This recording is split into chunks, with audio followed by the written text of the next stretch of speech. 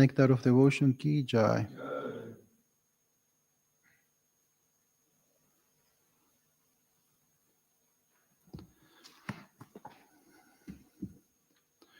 So which one is first?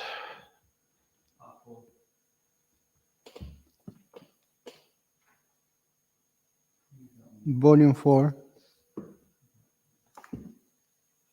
Volume 5, okay. Which verse? No, we're starting on 398. You just read the translation until text 15 on the chapter. So I just read the translation now. Krishna is complete in the spiritual world. Krishna is complete in the spiritual sky, Vaikuntha. He is more complete in Mathura and Dwarka, and he is most complete in Vrindavan, Braja, due to his manifesting all of his opulences. This is confirmed in the following three verses from the Bhakti Rasamrita Sindhu 221 until 223. Text 399. This is stated in the dramatic literature as perfect, more perfect, and most perfect. Thus, Lord Krishna manifests himself in these three ways: perfect, more perfect, and most perfect.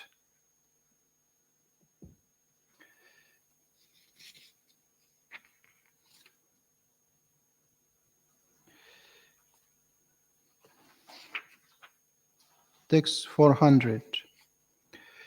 When the Supreme Personality of Godhead does not manifest all his transcendental qualities, he is called complete. When all the qualities are manifested but not fully, he is called more complete. When he manifests all his qualities in fullness, he is called the most complete. This is a version of all learned scholars in the devotional science. Text 401. The most complete qualities of Krishna are manifested within Vrindavan, and his complete and more complete qualities are manifested in Dwarka and Mathura. Text 402. Lord Krishna is the most complete Supreme Personality of Godhead in Vrindavan. Elsewhere, all his expansions are either complete or more complete. 403. Thus, I have briefly described Krishna's manifestation of transcendental forms. This subject matter is so large that even Lord Ananta cannot describe it fully. 404. In this way, Krishna's transcendental forms are expanded and limited. No one can count them. Whether I have explained is simply a little glimpse. It is like showing the moon through the branches of a tree.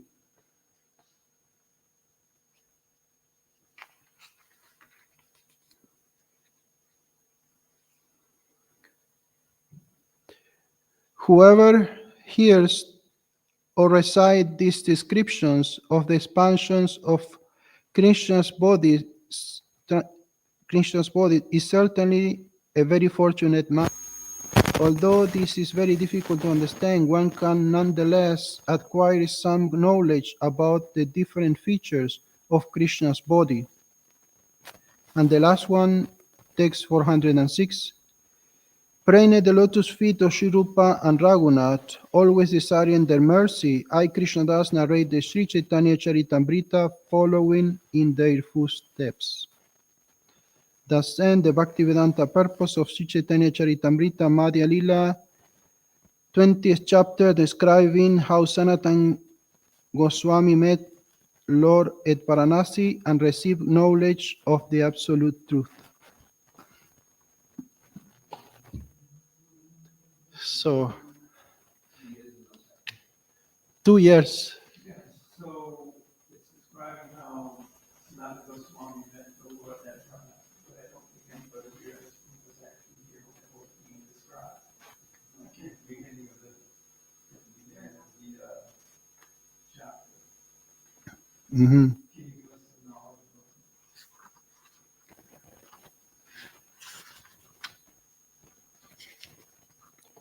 This is, can you repeat when Sanatana Goswami met Chaitanya Mahaprabhu in Varanasi? I don't recall that part exactly. Sorry? Yeah, but I wasn't reading that part at the moment. Maybe you can. Or, yeah.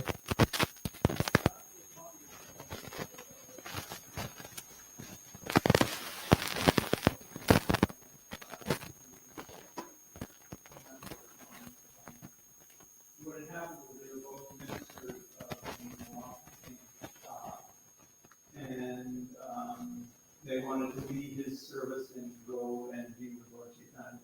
Rupa Goswami was able to go, but Sanatana Goswami was held back by the Milwaukee, actually imprisoned. In prison, yeah. Yeah. So he bribed the jailer and went through great difficulty to get the crowd, where he met Lord Chaitanya. Lord Chaitanya instructed him for several months, actually. And Sanatana Goswami asked two questions of Lord Chaitanya at the beginning of their talks. One is, what is my position? And the other one is, why are we suffering? And Lord Chaitanya explained that to him. And basically, Srila Prabhupada says that Lord Chaitanya picked up instructing Sanatana Goswami where Lord Krishna left off instructing Arjuna. It was continuation. So Lord Chaitanya did not describe anything about the position of the spirit soul or the qualities of the spirit soul, but he started with surrender to the Lord. And so that's everything that's being described in that chapter 406 versus all these different things about the avatars and the position of the devotee and transcendental qualities and things like that. So that's what we've been hearing for the past 2 to 3 years. Isn't that actual devotion, right? Is that right? Correct, yeah. Yeah, is that in actual devotion? No. No, check It doesn't show them. Chaitanya Charitamrta.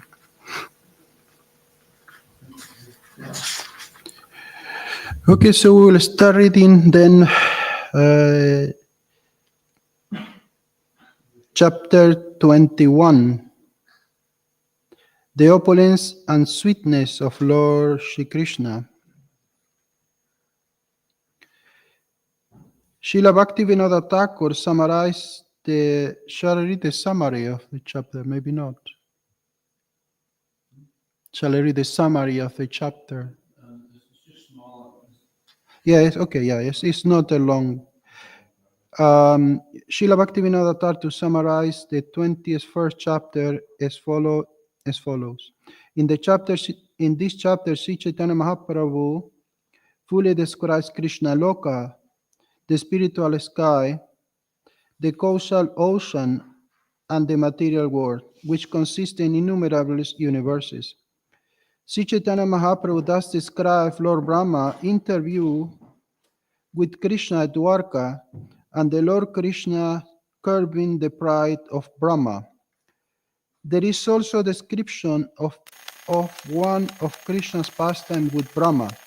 In this chapter, the author of the Chaitanya Charitamrta has presented some nice poems about the pastimes of Krishna and Krishna's super excellent beauty. Throughout the rest of the chapter, our intimate relationship Sambandha with Krishna is described.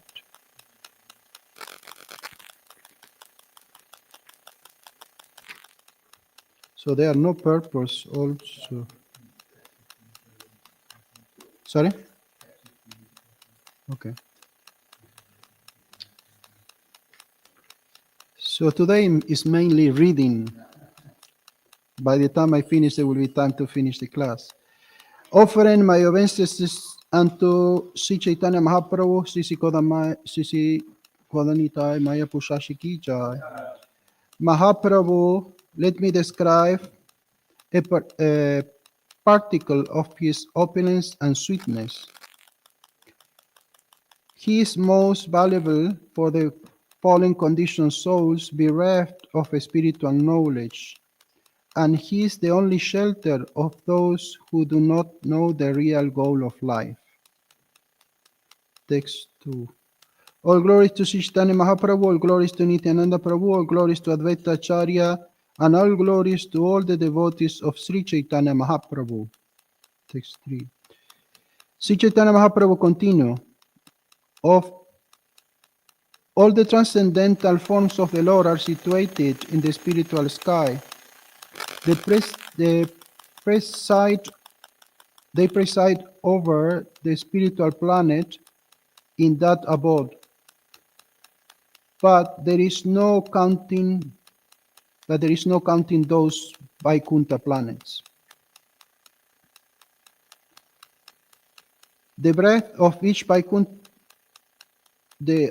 Vaikuntha planet is described as 8 miles multiplied by 100, by 1,000, and then 10,000, by 100,000, and then 10 million. In other words, each Vaikuntha planet is expanded beyond our ability to measure. Text 5. Each Vaikuntha planet is very large, and each is made of spiritual bliss. The inhabitants of all are all associates of the Supreme Lord, and they have full opulence like the Lord himself. This is how the Vaikuntha planets are all situated. Text 6. Since all the Vaikuntha planets are located in a certain corner of the spiritual sky, who can measure the spiritual sky? Text 7. The shape of the spiritual sky is compared to a lotus flower. The topmost region of that flower is called the world, and within that world is Krishna's abode. The petals of the spiritual lotus flower consist in many Vaikuntha planets.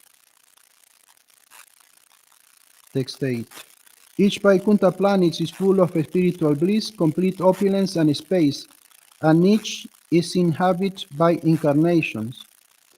If Lord Brahma and Lord Shiva cannot estimate the length and breadth of the spiritual sky and the Vaikuntha planets, how can an ordinary living entity begin to imagine them? Text 9. O Supreme Great One, O Supreme Personality of Godhead, O Super Soul, Master of all mystic power, your pastimes are taking place continuously in the three worlds.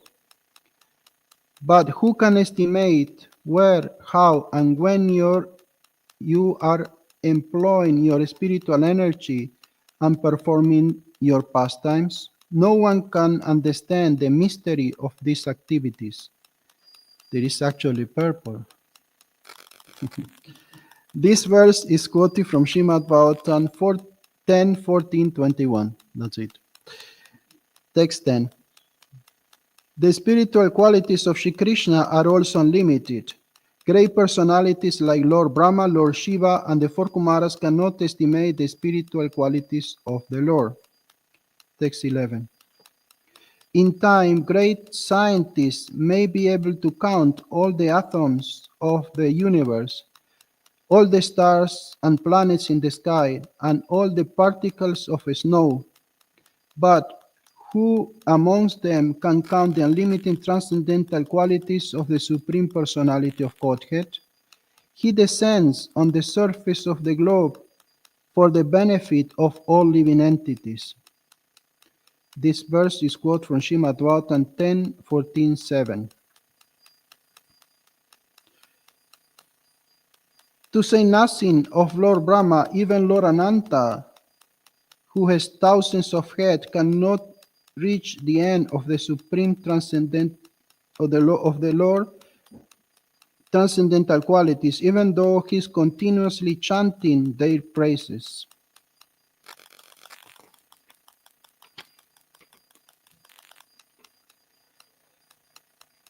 (13) If I, Lord Brahma, and your elder brothers the great saints and sages cannot understand the limit of the Supreme Personality of Godhead, who is full of various energy. Who else can understand them?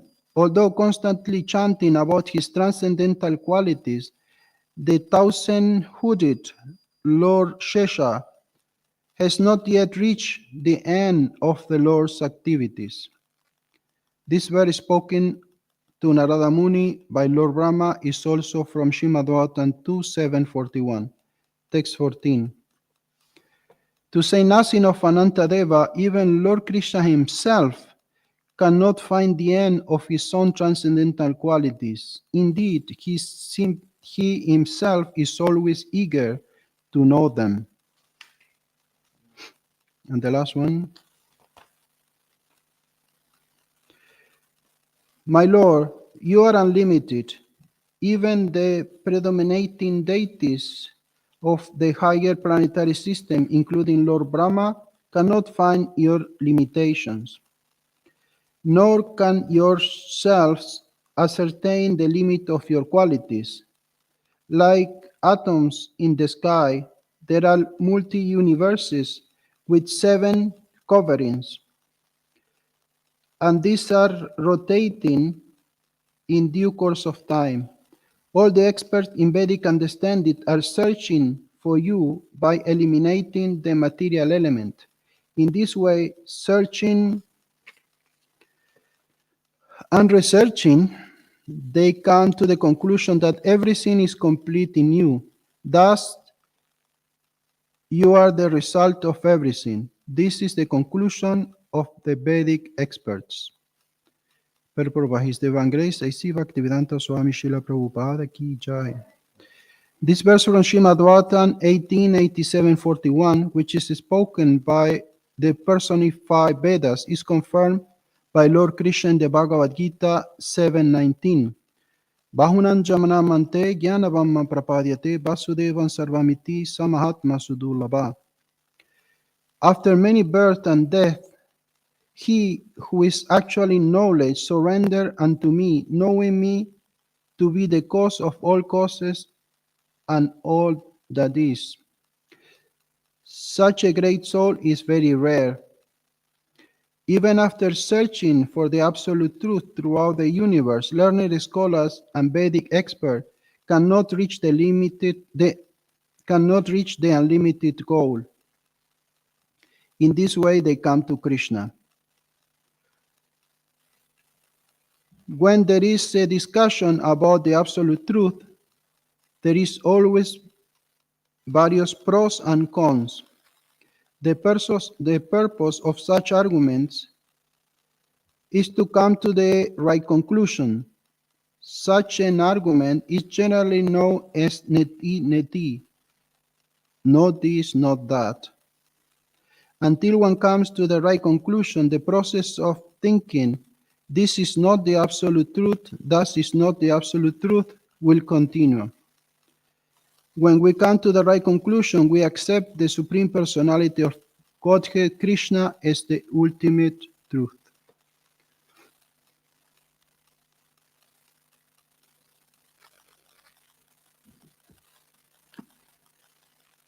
Om Jnana Timirandasya Jnana Jnana Shalaya Kriya Suram Vitan Jnana Tashmai Shivara Namaha. When we start reading Chaitanya Charitamrta, we came to a very interesting concept. We normally think that when something is perfect, cannot be more perfect, isn't it? As you say, something is perfect, it cannot be something more perfect than perfect. But it is said that Krishna sometimes is perfect, sometimes he's more perfect, and sometimes he's the most perfect. We see that when Krishna is in Vaikuntha, he's perfect. His life is perfect. His associates are perfect. His activities are perfect. But when he descends to earth, he performs actually pastimes which are even more perfect than those in Vaikuntha. In fact, there are no pastimes as such in Vaikuntha. We never see Lord Narayan be chased by his mother because he broke a pot of yogurt or something like that. These pastimes are unique to the Rajendrananda and Krishna. So when Krishna descended to Vrindavan, he performed pastimes, he annihilated demons, he saved devotees.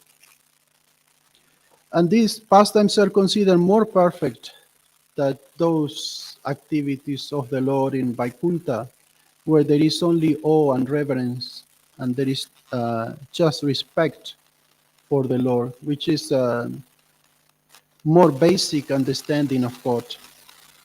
But beyond that, the Lord performed very intimate pastimes, like we see in the Krishna book when he performed pastime with the gopas, with the gopis, which are very intimate and very personal.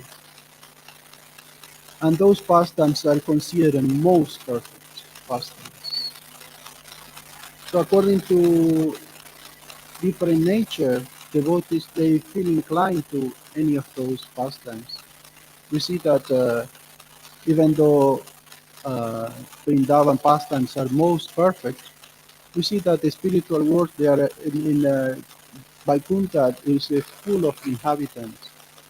It's not vacant. It's not a place where you go and there is no one there. Oh, I understand why, because pastimes of Krishna are more perfect in Vrindavan, so they all went to Vrindavan. And there is no one in Vaikuntha. We don't see such a thing because we all have a different nature, and some people are more inclined to that type of mood of awe and reverence and just to serve Krishna as a menial servant, and they are happy and they are satisfied in that relationship. But Srila Prabhupada said that Chaitanya Mahaprabhu came with the aim of propagating the most intimate uh, pastimes of the Lord. In fact, he came, one of the main reasons he came is to understand how his close associate like Shrimati Radharani could understand or could feel this love for Krishna. So the purpose of the International Society for Krishna Consciousness is to propagate this mood of servitude in the mood of Vrindavan. And we see that this mood of Vrindavan is a perfect mood where there is no so much awe and reverence. But of course, in the neophyte state, devotees they follow all the rules and regulations. But we see that when uh, there is a point, like in the case of the gopas and gopis, they don't follow those rules. They don't necessarily follow those rules because they already love Krishna, so they don't need. The rules are meant for get a purification, uh, to get in the mode of goodness and all these kind of things, but they are already transcendental. They are already beyond this stage of Visuddha Sattva, so they don't need to perform or to follow strictly all these things. So this is a message of Chaitanya Mahaprabhu that we should aim for this Vrindavan mood, and we see that how when he came, he was so eager, even though he was born in Navadvip, he was born in Mayapur, he was so eager always to go to Vrindavan to experience this sweet mellow of intimacy with Krishna. But he propagated a method for us to get to this type of consciousness, because we cannot jump like from being a materialistic person to become a high elevated devotee in Vrindavan. You cannot jump. Prabhupada said that this is like a jumping of a monkey that walk from one tree to other. So we see that sometimes people go from one religion to another religion and okay, let's try with Hare Krishna, let's try with this one. But this is not, unless we seriously follow a particular path, we'll never get to this understanding. And Chaitanya Mahaprabhu came to say that even though there are many paths to be followed, that should be followed, there is one which is very simple and is ideal for the people of Kali Yuga, and this is the chanting of the Mahamantra Hare Krishna, because anyone can chant Hare Krishna. We see that to understand all these philosophical points is very difficult. It's very difficult for people in Kali Yuga. People nowadays don't even read much, isn't it? Like before. But chanting anyone can do. Anyone can chant Hare Krishna and take prasadam, come to the temple, associate with devotees. This is something very simple that anyone can do. But we should not think that this, because it's simple, that it will not get us to the highest position, which is to be an associate, a close associate of Krishna, especially in Vrindavan. So this is basically the message of Chaitanya Charitamrita and Chaitanya Mahaprabhu, that we should chant Hare Krishna, we should follow the process with the aim of becoming one of Krishna's associates. Prabhupada said um, we should not try to see God. Just today I was listening Prabhupada's memories of Pankaj Shangri Prabhu, and he said that when he saw Prabhupada, one of the first things that Prabhupada said when he was there, he said, "Don't try to see Krishna." And he was confused. He said, I thought we were supposed to try to see Krishna.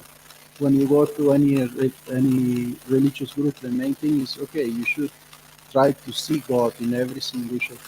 And Prabhupada said just the opposite. We should not try to see Krishna. How do we understand that? But then Prabhupada further explained that we should act in such a way that God wants to see us. So it's not just by our endeavor that we can see God. It's only when He descends, when He gives us His mercy, that we can see Him. And this is the aim of this Hare Krishna movement, that we follow the process, and after some time we can actually see Krishna, because Krishna wants to see us. And this is I will finish with a very nice example I heard recently, that uh, it's like a gardener. You plant a seed, and you could, if you are a bit impatient, you could just sit, put a chair next to the seed and say, okay, when is the flower blooming? But you can only do one thing. You can only water the plant. You can only water the seed, and then wait. And even though you may be impatient and you will be waiting every day, but until there is a season for that flower to bloom, there will be nothing there. So in the same way, we have the seed of bhakti, so we can only water it and patiently wait until the flower of bhakti, the flower of Vrindavan will one day flourish and become visible to our eyes. So this is the mood, and this is the message of Chaitanya Mahaprabhu and all the acharyas. So we'll finish here. Is there any quick question?